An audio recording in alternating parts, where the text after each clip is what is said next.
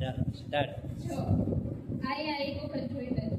આ ગુલાબની પાંદડી જે આપણે હતીએ, ગાયનું ઘી, ગાયનું છાણ છે, પછી સૂકા નાળિયેરના છોતરા, તજ, લવિંગ, એલચી અને ગુગળ, દેશી જે આવે છે તે, દશામ ધૂપ.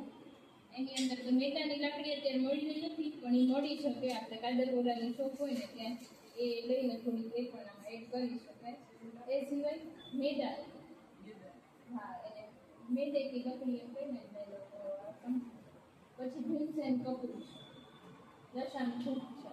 એ બધી વસ્તુ આમાં મિક્સરમાં ક્રશ કરી અને ચાળી નાખી. પછી એની અંદર ગાયનું ધાણીનું તલનું તેલ અને ઘી એડ કર્યું. એ સિવાય ગુલાબ આપણે લોટ બાંધીને મસળી શકાય ને એટલે પ્રોપર શેપ આવે અને એકદમ ભાર દઈને બનાવવાનું. એટલે ટોળી રહેશે ને તો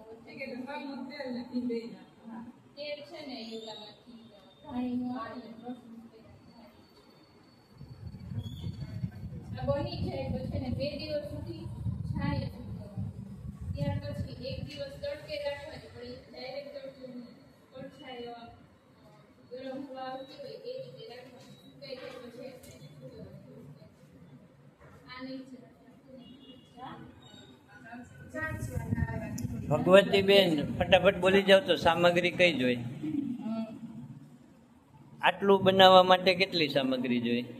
અમે અત્યારે અંદાજિત લીધી છે 500 ગ્રામ જે ઓલી ગુલાબની પાંદડી હતી એમાંથી અંદાજે 200 ગ્રામ જેટલી મેં વાપરી છે.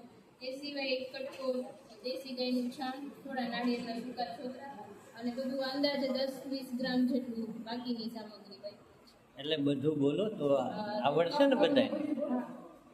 એ સિવાય દશાંગ ધૂપ વાપરો છે, દેશી ભીમસેન જે કપૂર આવે એ, નાળિયેરના છોતરા, તલનું તેલ, ગુલાબજળ અને ગાયનું ચોખ્ખું ઘી, તજ, લવિંગ, તમાલપત્ર, એલચી, મિક્સ મસાલા પાન અમે અત્યારે એડ કર્યા છે, પણ એ ન હોય તો ચાલે, ઓપ્શનલ છે. મેદાની લાકડી પણ ઓપ્શનલ, જો મળી જાય તો નાખવાની. અત્યારે અમારી પાસે અવેલેબલ નહોતી એટલે નથી.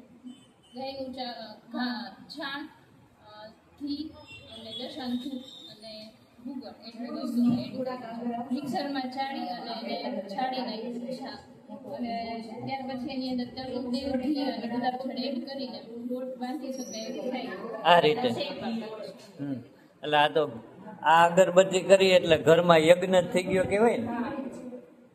આમાં યજ્ઞની જે સામગ્રી દશાંગ ધૂપ ને મેદાની લાકડી છે યજ્ઞ સામગ્રીમાં આવે. ગુગળ છે, છાણ છે, બધું એ જ છે. અને આ બધું એન્ટીઓક્સિડન્ટ છે. આને તમે જેનો ઓક્સિજન લેવલ ડાઉન હોય ને એને આના ધૂપથી ઓક્સિજન લેવલ પણ વધી શકે. કોરોના સમયમાં મારા સાસુનું ઓક્સિજન લેવલ 50 થઈ ગયું.